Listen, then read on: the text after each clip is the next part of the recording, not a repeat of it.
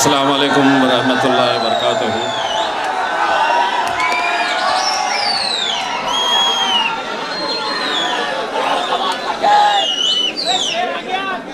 इससे पहले कि मैं अपनी तकरीर शुरू करूं, आज कुछ हिसाब चुकाना है।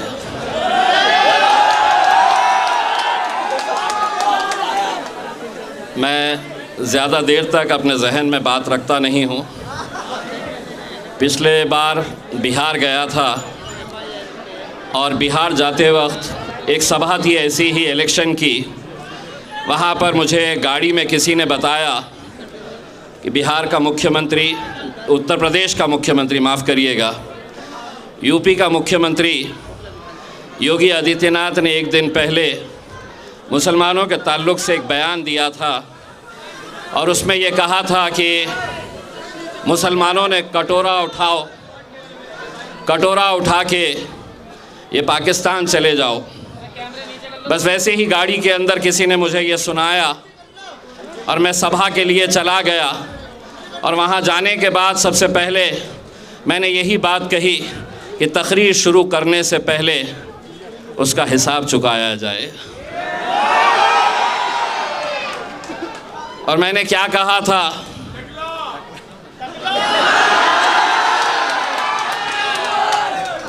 ये भी थोड़ा महज़्ज़ब तरीक़े से आपने बोले हैं। मैंने उसको अपने अंदाज़ में ये कहा था कि कान खोल के सुन ले, ये मुल्क शायद उस दिन उसको समझ में आ गया होगा कि अगर हिंदुस्तान के अंदर कोई वाहिद जमात है जो ईंट का जवाब पत्थर से देने की ताकत रखती है, वो मजलिस इत्तेहादुल मुस्लिमीन है। जिस ज़बान में तुम बात करेंगे उसी ज़बान के अंदर तुम्हें जवाब दिया जाएगा। वो उसका हिसाब था, आज शक्ति कपूर का हिसाब लिया जाएगा। उन्होंने किसी ने उनसे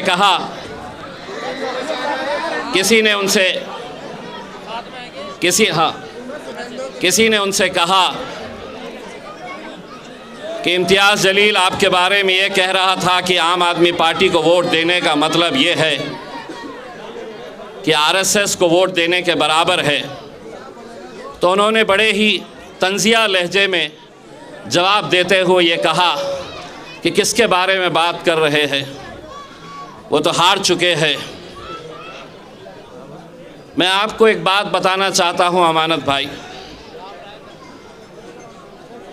अल्लाह को तकब्बुर पसंद नहीं है। और अगर आपका ईमान के ऊपर यकीन है तो एक बात ये भी समझ लीजिएगा कि तो इज़्ज़ु मन तशा व तज़िल्लु मन तशा, इज़्ज़त का और ज़िल्लत का देने वाला खुदा है। शायद आपको इस बात का भी अंदाज़ा हुआ होगा कि जिस दिन मैं हारा था उस दिन जीतने वालों से ज़्यादा चर्चे इस हारने वाले के चर्चे थे। ठीक है, गिरे हैं, फिर उठेंगे, फिर लड़ेंगे, फिर जीतेंगे। एक बात आपने ये भी सुनी होगी, गिरते हैं शहसवार ही मैदान जंग में, वो तिफ़्ल क्या गिरे जो घुटनों के बल चले। अमानत भाई, यकीनन मुझ में और आप में क्या फ़र्क है आप जानते हैं। फ़र्क सिर्फ़ इतना है कि ज़रूरत पड़ी तो आप घुटनों पे आ जाएंगे। इम्तियाज़ जलील असदुद्दीन अवैसी कभी घुटनों के ऊपर नहीं आएंगे। हम में और आप में सिर्फ़ इतना फ़र्क है। यकीनन अमानत भाई, इस इलाक़े के लोगों ने आपको वोट दिया, आप जीत कर आए, यकीनन आप जीते हैं और हम आप इसकी भी मुबारकबाद आपको देते हैं। लेकिन ये जो इलेक्शन है, थोड़ा नीचे कर लीजिएगा, थोड़ा नीचे कर लीजिएगा।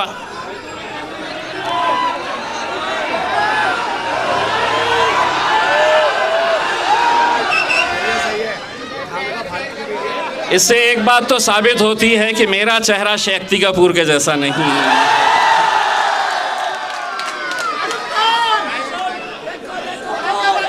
तो आप जीते, लेकिन ये इलेक्शन आपकी, कल एक मैं तकरीर सुन रहा था जिसके अंदर आपने अपने बारे में बताया और मेरे क़ायद बैरिस्टर असदुद्दीन अवैसी साहब के बारे में जिस लहजे का आपने इस्तेमाल किया, ये इलेक्शन के अंदर मजलिस इत्तेहादुल मुस्लिमीन अगर चाहती तो हम 20 सीटें लड़ सकते थे, 40 लड़ सकते थे, 50 लड़ सकते थे, लेकिन हमने सिर्फ 2 ही सीटें लड़ने का फ़ैसला किया और उसमें एक सीट यहाँ की ओखला की शिफा भाई की सीट थी।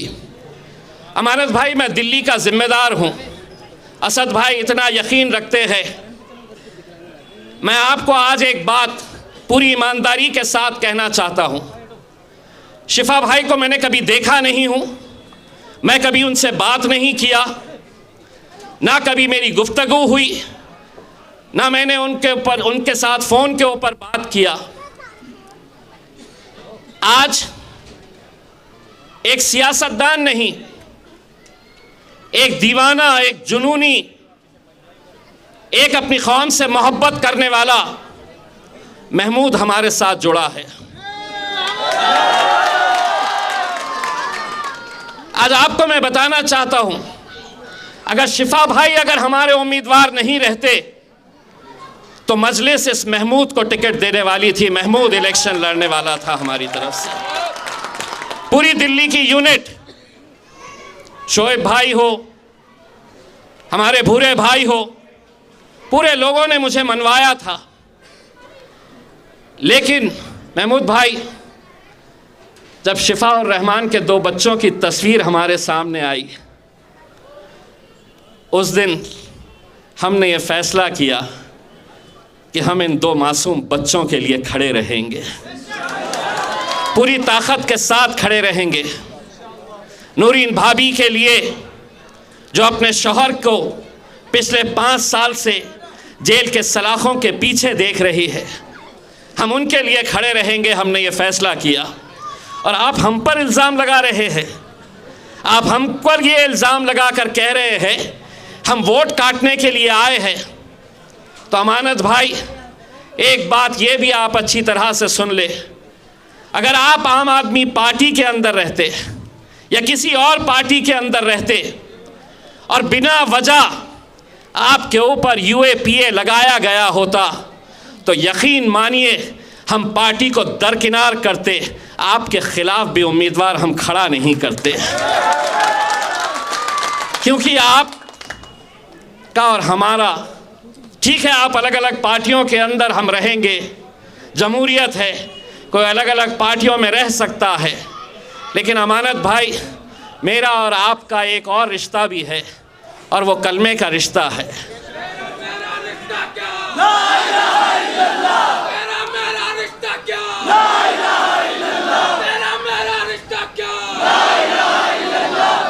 आपने बड़े अकड़ कर ये बात कही कि कौन इम्तियाज़ जलील। जब आप केजरीवाल जिंदाबाद के नारे लगा रहे थे, ये वही इम्तियाज़ जलील अपने आका मोहम्मद मुस्तफ़ा सल्लल्लाहु अलैहि वसल्लम के ख़िलाफ़ जब गुस्ताखी हो रही थी तो आपकी पार्टी इस मुद्दे के ऊपर रास्ते पर नहीं आई थी। हमने हिंदुस्तान की तारीख़ के अंदर इतनी बड़ी रैली निकाली नहीं गई थी। जब आप अरविंद केजरीवाल जिंदाबाद के नारे लगा रहे थे तो मैं लब्बैक की आवाज़ दिया तो हज़ारों की तादाद के अंदर उस सरजमीन के ऊपर जहां पर शिवसेना और भारतीय जनता पार्टी की हुकूमत है, तुम अपने मालिक के लिए नारे लगा रहे थे और हम नारे तकबीर अल्लाहु अकबर कहकर रस्तों के ऊपर निकले थे। इसमें ये फ़र्क है हम में और तुम में। ये जो हवा चल रही है ना कहीं आपको भी महसूस हो रहा है।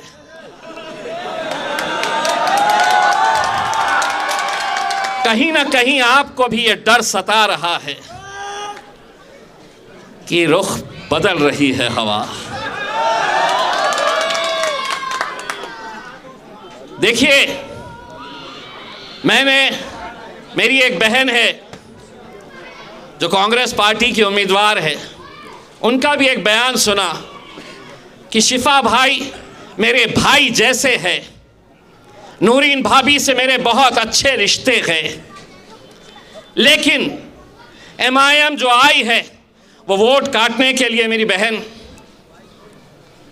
भाई बहन के रिश्ते को अगर सही मानों में आप समझती है तो जिस तरह महमूद हमारे साथ आया है, आप भी ऐलान कर दीजिएगा, आप भी ऐलान कर दीजिएगा। इलेक्शन आएंगे, इलेक्शन जाएंगे, कोई हारेगा कोई जीतेगा, लेकिन बहन हिंदुस्तान के अंदर मिसाल कायम कर दीजिएगा कि एक बहन अपने भाई के लिए कुर्सी को ठोकर मार सकती है करके। उसमें आ जाइए, मैं आपको भी दावत दे रहा हूं।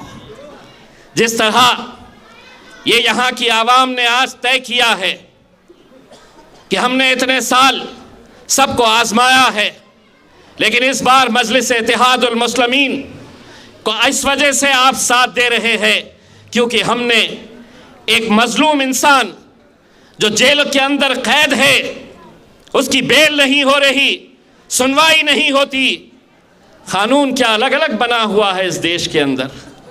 हम ये सवाल नरेंद्र मोदी से पूछना चाहते हैं, अमित शाह से पूछना चाहते हैं, कितने साल तक तुम एक इंसान को जेल के अंदर कैद रखेंगे? अगर दोषी है तो बताओ, लेकिन आज तो सिर्फ एक आरोप लगा हुआ है, आरोप के ऊपर इतना बवाल मचा हुआ है।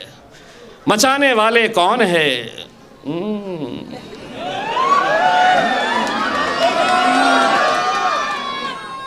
बड़ा जहां असद साहब जा रहे हैं, जहां जा रहे हैं, आपने एक दंगाई को टिकट दे दिया, दंगा करने वाले को टिकट दे दिया, दंगे के आरोपी को टिकट दे दिया।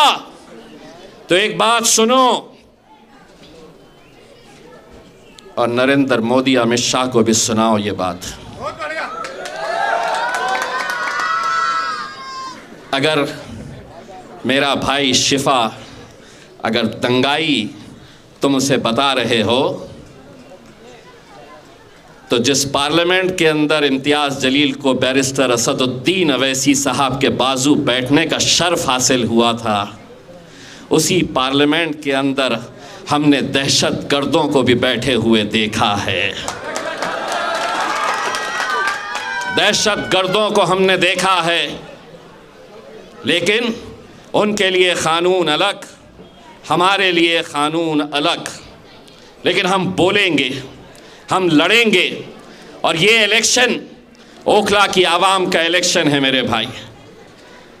अगर मैं ये कह रहा हूं कि उम्मीदवार यहां पर आपके बीच में नहीं है, इंशाअल्लाह दुआ करिएगा कि उन्हें बेल के ऊपर, पैरोल के ऊपर अदालत रिहा कर दे।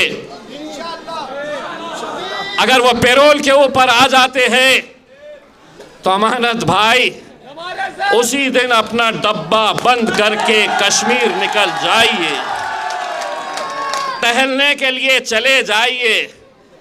वैसे भी बहुत बना लिए है, सुना आपने, रखने के लिए जगह तो नहीं होंगी तो थोड़ा खर्च करके आ जाइए। लेकिन मेरे भाई, ये इलेक्शन आप लोगों को लड़ना है, भूल जाना है। अगले कुछ दिनों तक हर शख्स अपना नाम यहां पर, हर शख्स का नाम यहां पर क्या होगा? मैं हूं शिफा रहमान। आपको अपना नाम तब्दील करके यह समझकर इलेक्शन लड़ना है कि मैं इलेक्शन लड़ रहा हूं। और यकीन मानिए, ये लोगों को बड़ा शौक आता है, बड़ा शौक होता है कि पकड़ो इन्हें, डालो जेल में, पकड़ो इन्हें, डालो जेल में। इंतजार करते रहते हैं कि कब आएगा, किसको हम लपेटेंगे, किसको डालेंगे, ये तो वैसे भी इंतजार करते रहते हैं कि कब हमारे मुंह से कुछ निकले, अगले दिन दनादन चलाए ब्रेकिंग न्यूज, ब्रेकिंग न्यूज। अब एक बात सुनो, इनके साथ ऐसा रिश्ता हो गया है हमारा, हम इशारों इशारों में बात करते हैं और ये समझ जाते हैं हम क्या बोल रहे हैं करके। उसमें एक सभा के अंदर हमने इशारों इशारों के अंदर सिर्फ इनको परेशान करने के लिए बोल दिया कि देखो तुमको क्या करना है, चीपो चीपो चीपो। पूरी रात भर वहां की पुलिस और मीडिया वाले रिवाइंड कर करके देख रहे चीपों का मतलब क्या है, चीपों का मतलब क्या है। असद भाई बोले मियाँ तुमने अपने तकरीर में क्या बोल डाले, सब लोग परेशान हो रहे ना, चीपो चीपो क्या है। मैं बोला कुछ भी नहीं है, इनको परेशान कर रहा था साहब सिर्फ। उसमें पुलिस ढूंढ रही कि ये ची का मतलब क्या है, पौ का मतलब क्या है, कुछ नहीं है, खेलते रहो। हमको इशारों इशारों में जो भी बोलना है, क्योंकि हम अब आधा बोलते हैं, आधा ये बोलते हैं। उसमें जैसा हमने शुरुआत के अंदर बोले, अगर इम्तियाज जलील को इन्हें डालना है तो ये बोल सकते हैं कि उसने है तो अमित शाह को और नरेंद्र मोदी को बोला कि ये मुल्क तुम्हारे। अब ये बोलेंगे कैसा डालते, मैं तो आधा ही बोला, ये मुल्क तुम्हारे, ये मुल्क तुम्हारे। अब क्या मिलता, इसको बोलते बाबा जी का ठुल्लू, कुछ नहीं होता। हम बहुत होशियार हो चुके हैं। इंशाअल्लाह मैं आप लोगों से ये दरख्वास्त कर रहा हूँ, एक एक घर जाइए, जो अपने नहीं है उन्हें मनाइए, जो हमसे दूर है उन्हें समझाइए और ये बताइए ये इलेक्शन उन दो छोटे मासूम बच्चों के लिए है, हमारी भाभी के लिए है। और इसी तरह से हमने जो ताहिर हुसैन साहब को वहाँ पर दिया है, उनको कामयाब करिए। हिंदुस्तान का मुसलमान, हिंदुस्तान का मुसलमान आज टुकटुकी लगाए हुए इस ओखला की कॉन्स्टिट्यूएंसी के ऊपर नज़र गाड़े हुए है। वो देखना चाहता है कि वाकई में इंसान यहाँ पर रहते हैं या उनका ज़मीर मर चुका है। आपको 5 तारीख के दिन ये साबित करना है कि यहाँ इंसान रहते हैं और उनका ज़मीर जिंदा है। नारे तकबीर, नारे तकबीर।